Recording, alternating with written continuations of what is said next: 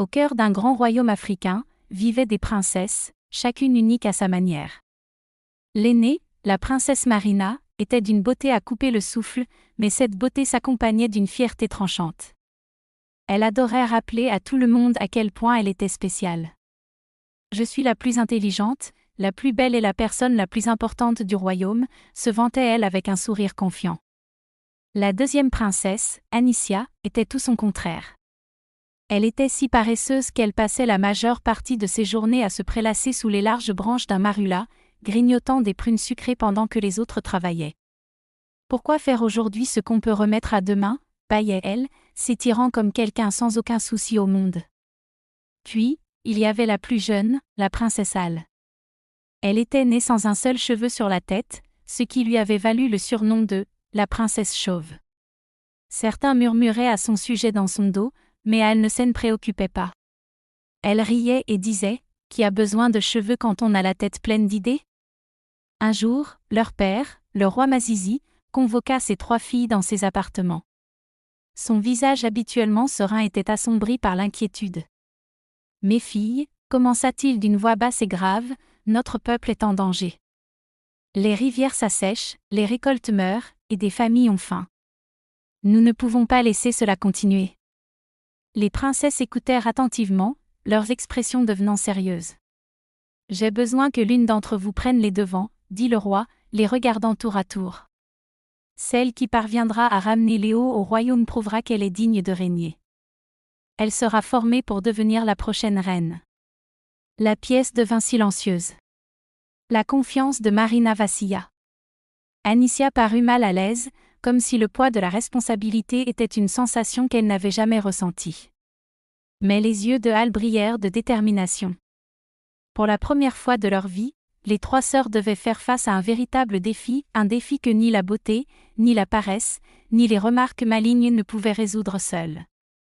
Le lendemain matin, elles partirent chacune de leur côté, sachant que le destin du royaume dépendait de ce qu'elles feraient ensuite. La princesse Marina, toujours confiante, emporta les plus beaux et scintillants bijoux royaux qu'elle put trouver, convaincue qu'ils gagneraient la faveur des esprits de la terre. « Comment pourraient-ils me résister ?» disait-elle en s'admirant dans le miroir. « Ils s'inclineront sûrement devant ma beauté et mon intelligence. » Avec ses bijoux soigneusement rangés dans un sac en soie, elle monta son cheval doré et se dirigea vers la plus haute montagne, où, selon les légendes, l'esprit de la rivière résidait. Lorsqu'elle atteignit enfin le sommet, Marina se tint droite, bombant la poitrine avec fierté.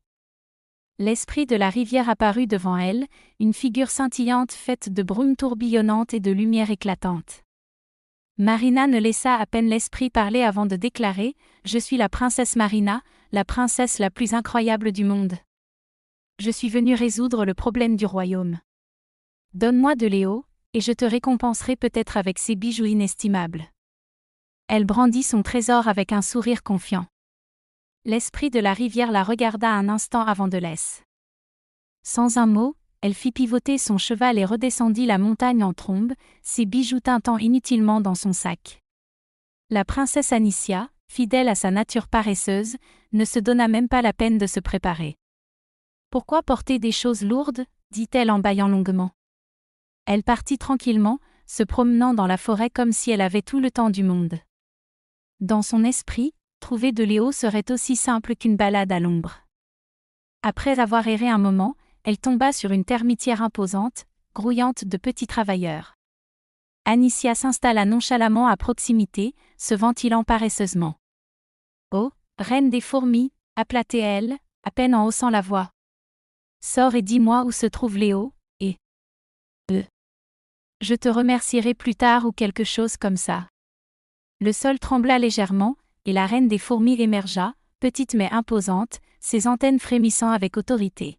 « Princesse Anicia, » dit-elle d'une voix tranchante mais calme, « pourquoi devrais-je aider quelqu'un qui ne lèverait même pas le petit doigt pour s'aider elle-même? Tu n'as rien fait pour mériter mon aide. » Anicia poussa un soupir dramatique, s'affalant contre un arbre. « Mais il fait si chaud », se plaignit-elle, essuyant une sueur imaginaire de son front. Les yeux de la reine des fourmis se plissèrent. « Reviens quand tu auras appris la valeur du travail acharné, dit-elle avant de disparaître dans la termitière sans un mot de plus. Restée seule, Anicia haussa les épaules et s'allongea sous l'arbre le plus proche. Une petite sieste ne peut pas faire de mal, murmura-t-elle, fermant les yeux tandis que la forêt bourdonnait autour d'elle. La princesse Anne n'avait ni bijoux à offrir, ni chevaux dorés, ni plans extravagants. Mais elle avait son esprit vif et un cœur rempli de curiosité. Au lieu d'errer sans but, elle se rendit directement au village, où les anciens se réunissaient souvent sous l'ombre d'un baobab pour partager leurs histoires.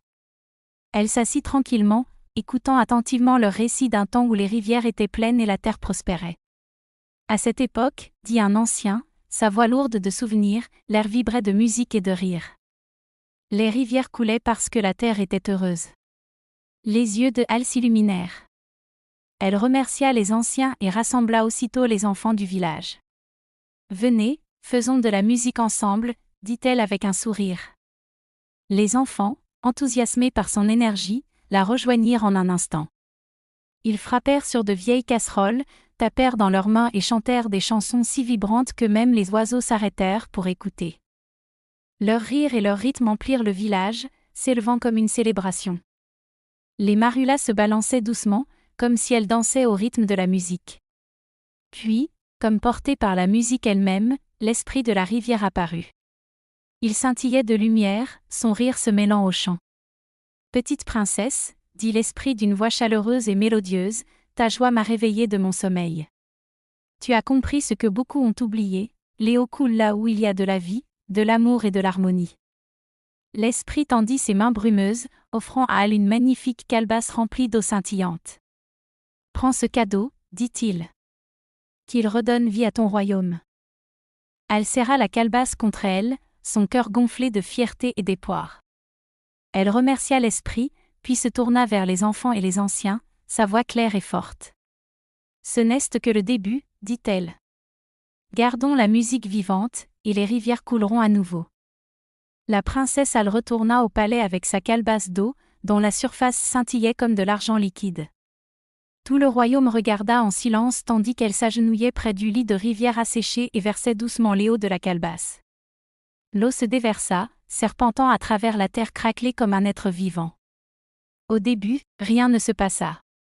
Mais soudain, un doux gargouillement résonna dans l'air.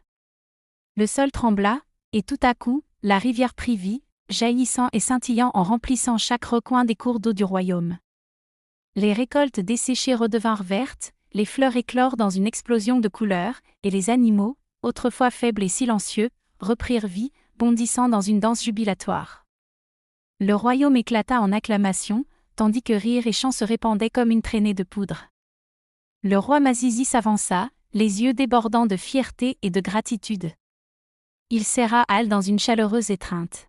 « Toi, ma plus jeune et la plus sage de mes filles, » dit-il, la voix chargée d'émotion, « tu nous as tous enseigné une grande leçon. Ce ne sont ni la beauté, ni la paresse, ni l'orgueil qui apportent des solutions, mais la bonté, l'intelligence et le travail acharné. » Hal baissa la tête, ses joues brûlant de honte, mais elle esquissa un petit sourire sincère.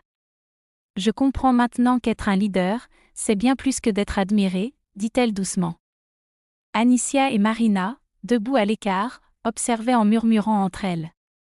Et au cœur du royaume, là où les rivières coulaient désormais librement, les habitants chantaient et riaient, se souvenant toujours de l'histoire des 3 princesses qui avaient sauvé leur terre et découvert leur véritable essence. Après que la princesse allait sauver le royaume en restaurant les rivières grâce à sa musique et sa joie, le roi Mazizi comprit que diriger nécessitait bien plus qu'une seule victoire. Il convoqua à nouveau ses filles, cette fois avec un regard réfléchi dans les yeux. « Mes filles, » commença-t-il, « Hal nous a montré le pouvoir de la bonté et de l'intelligence, mais gouverner un royaume est rempli de défis. Si vous voulez diriger, vous devez être prête à affronter n'importe quoi. » Les sœurs échangèrent des regards prudents. Marina se redressa un peu plus, impatiente de saisir une chance de se racheter, tandis que Anicia étouffait un bâillement, déjà ennuyée à l'idée de ce qui pourrait arriver. Hal, toujours calme, observait son père attentivement, curieuse de ce qu'il allait dire. La pièce devint silencieuse tandis que les sœurs se penchaient pour écouter attentivement. « Cette fois, » poursuivit le roi, « je vais vous confier à chacune une tâche unique, une tâche qui mettra à l'épreuve votre cœur, votre esprit et votre force. Ces défis ne seront pas faciles, mais ils me montreront laquelle d'entre vous est véritablement prête à régner. » Un matin, le roi rassembla ses filles. « Mes filles, notre peuple est heureux maintenant, mais un autre danger menace le royaume. Une terrible sécheresse a asséché les royaumes voisins, et de nombreux voyageurs viennent ici chercher nourriture et abri. Pour protéger notre terre, vous devez trouver 3 objets magiques, le bâton de la force, le bouclier de l'unité, et la couronne de la sagesse. Vous ne réussirez que si vous travaillez ensemble. » Les princesses acceptèrent la mission, mais chacune la ressentit différemment.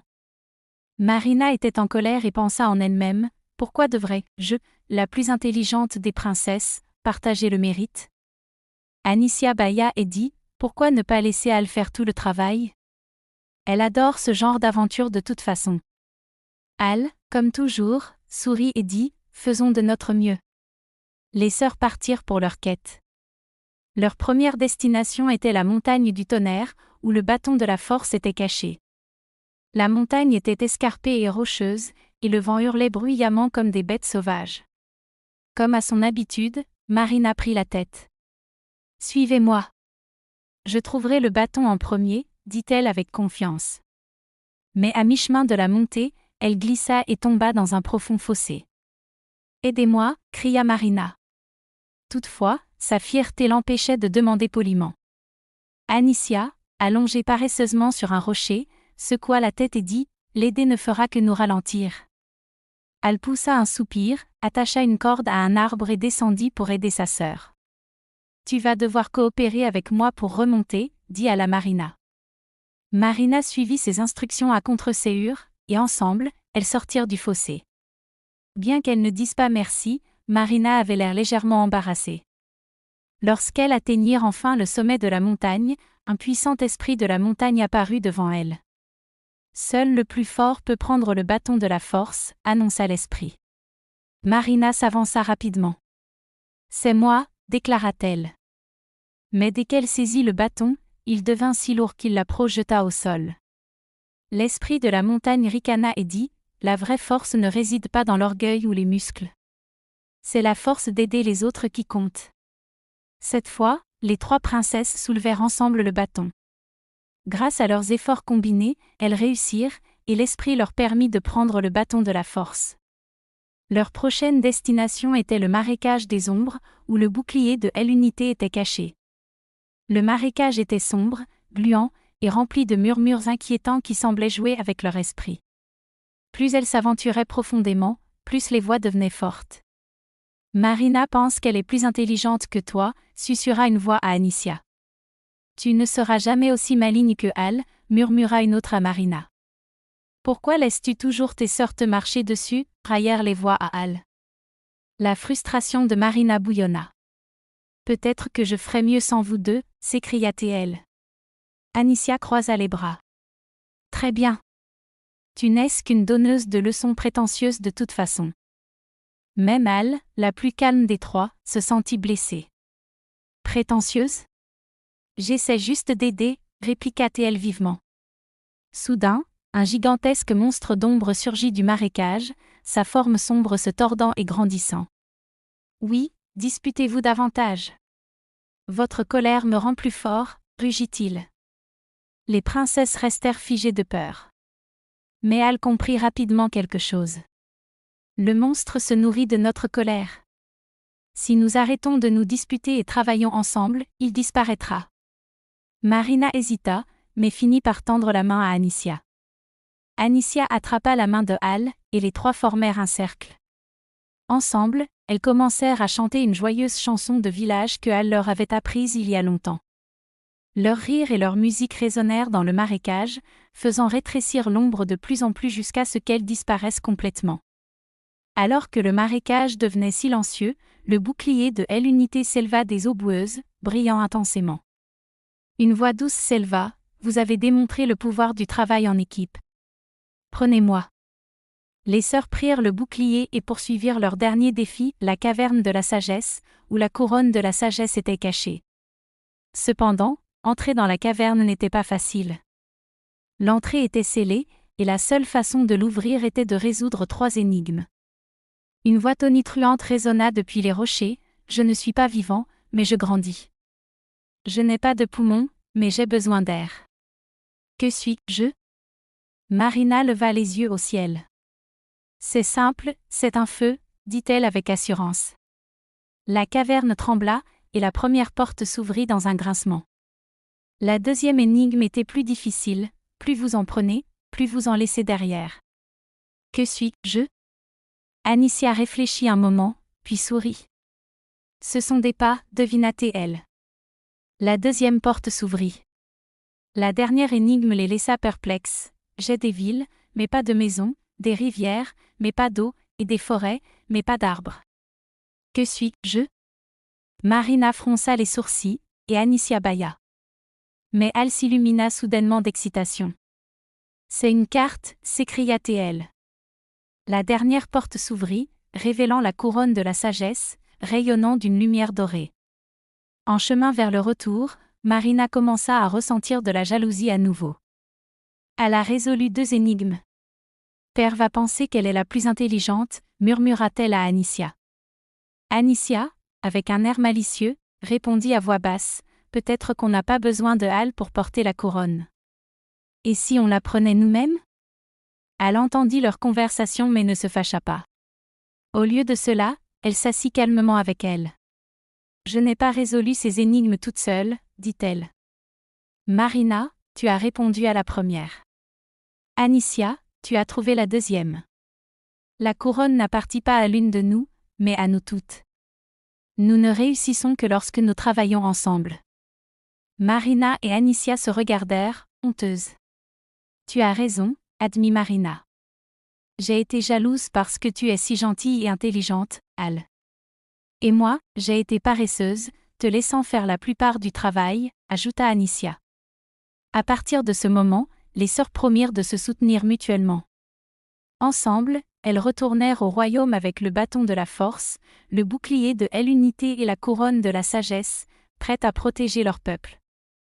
Le roi fut rempli de joie en voyant ses filles revenir avec les objets magiques.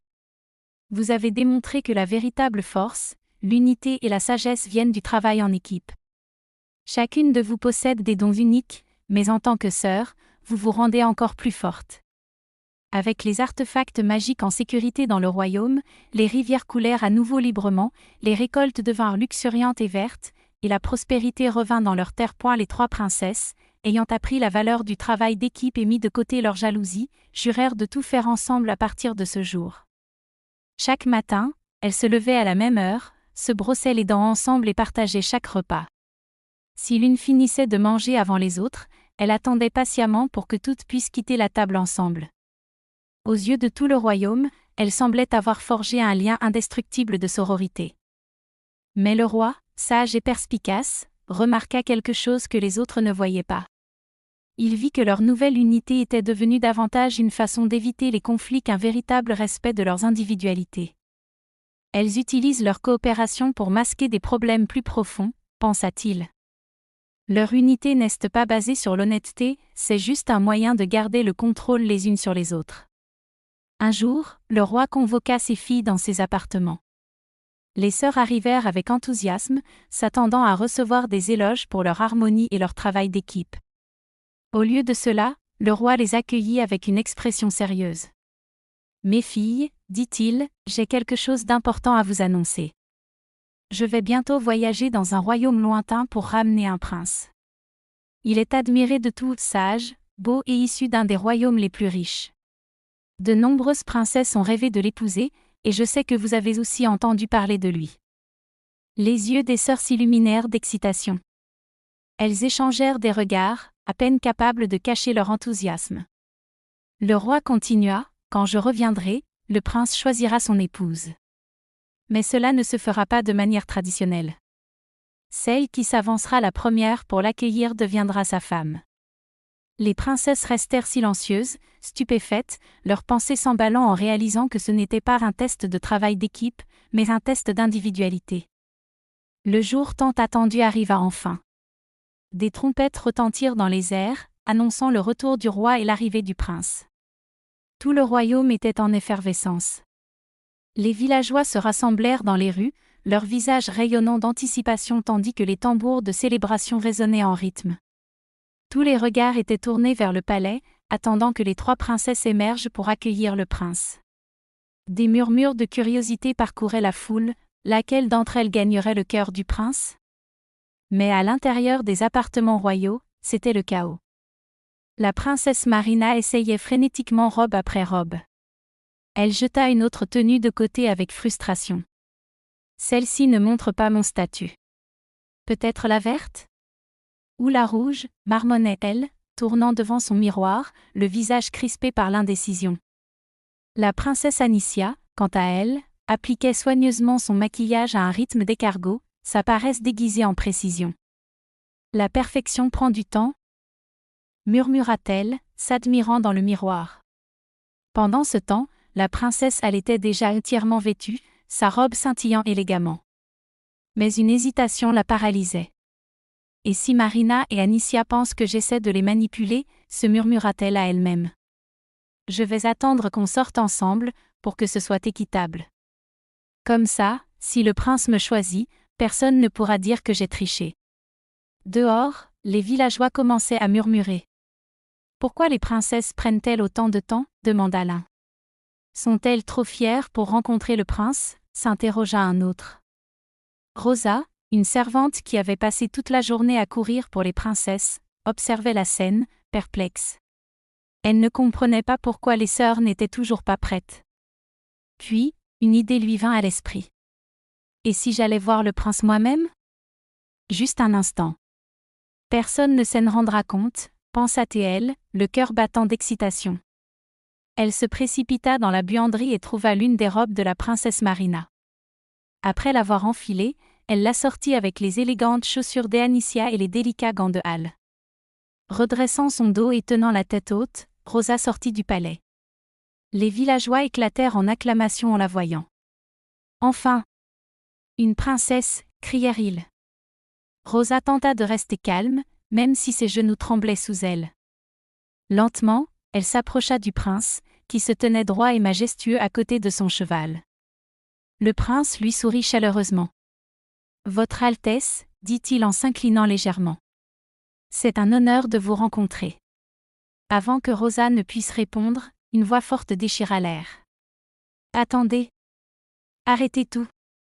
Les villageois se turent alors que le roi s'avançait, les yeux fixés sur Rosa avec un regard perçant.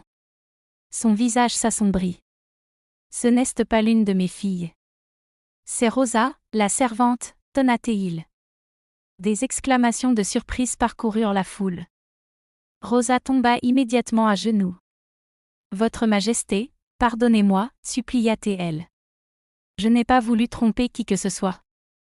Je voulais seulement voir le prince. » Le prince s'avança et aida doucement Rosa à se relever. « Votre Majesté, dit-il calmement, elle n'est peut-être pas une princesse de naissance, mais elle a eu le courage de se présenter alors que d'autres ne l'ont pas fait. C'est une qualité que j'admire profondément. » Les villageois murmurèrent de surprise, tandis que le roi fronçait les sourcils, pensif. Le cœur de Rosa battait à toute allure alors qu'elle baissait la tête, honteuse. « Votre Altesse, dit-elle doucement, je suis désolée. Je ne suis pas digne de votre gentillesse. » Le prince sourit. La valeur ne dépend pas du droit de naissance, mais du courage et de l'action. Vous avez montré les deux quand personne d'autre ne l'a fait. Se tournant vers le roi, il ajouta, avec votre bénédiction, j'aimerais prendre Rosa pour épouse. Avant que le roi ne puisse répondre, des cris éclatèrent depuis le palais. Les 3 princesses sortirent finalement en courant, leurs robes flottant et leurs bijoux étincelants. Elles se figèrent de stupeur en voyant Rosa avec le prince. « Pourquoi porte-t-elle ma robe » s'écria Marina. « Et mes chaussures » cria Anicia. « Elle a même pris mes gants » s'exclama Halle. Le roi leva la main pour les faire taire. « Mes filles, vous m'avez déçue. Je vous ai donné une chance de montrer du courage et de la détermination, mais vous avez laissé la fierté, l'hésitation et l'égoïsme vous retenir. Rosa n'est peut-être qu'une servante, mais elle a prouvé qu'elle est plus courageuse que vous toutes. » Les sœurs se regardèrent, submergées de honte. Mais nous sommes les princesses, balbutia Marina. Nous étions justes. En train de nous préparer, protesta Anicia. Père, s'il te plaît, explique au prince qui nous sommes, implora Al, la voix tremblante. The king siget deeply. It is too late. Trugrid ne commence from action, not appearance. Le prince aida Rosa à monter sur son cheval tandis que les villageois acclamaient. La servante devenue princesse jeta un dernier regard empreint de larmes de gratitude